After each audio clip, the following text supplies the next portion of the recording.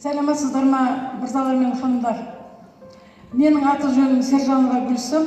Мен осы Global Trend компаниясының продукциясын алып ішкеніме март айынан бері қарай 3-4 айдың жүзі болды. Содан бері қарай ішіп жатырмын. Арасын тоқтатып жатқаным жоқ. Мен мынандай диагноздардан результат алдым. Ең бірінші іше салысымен сразу результат алдым. Ол бессонницадан.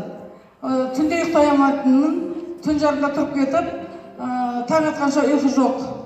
Неше түрлі уайымдар, білесіздер осы заманда қандай стресстер бар екен. Сондайлардың арқасынан ба білмеймін неден екен ұйқы жоқтығын.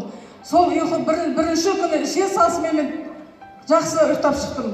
Онан кейінгі мендегі диагноз 15 жылдан бері мен учетта тұрамын, давлениеден, высокое давление. Одан мен құтылдым. Сөйтіп мен учеттан шығарып деді уже. Онан кейінгі менде диагноз, енді айта берсем өте көп, маған 1,5 минут сөйле деді, мен оны 1,5 сағат айта аламын. Енді мен қысқаша айтып кетейін.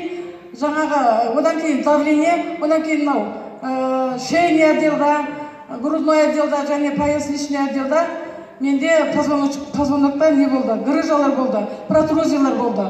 Осының бәрінен құтылдым. Онан кейін менде гепатоз болды печеньде. Мынау бауырда май басқан деді. Одан құтылдым. Және өтімде тас болды.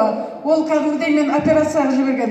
Мен мына грыжадан жіберді операцияға, өттен жіберді операцияға, көзімде катаракта. Одан да жіберді операцияға.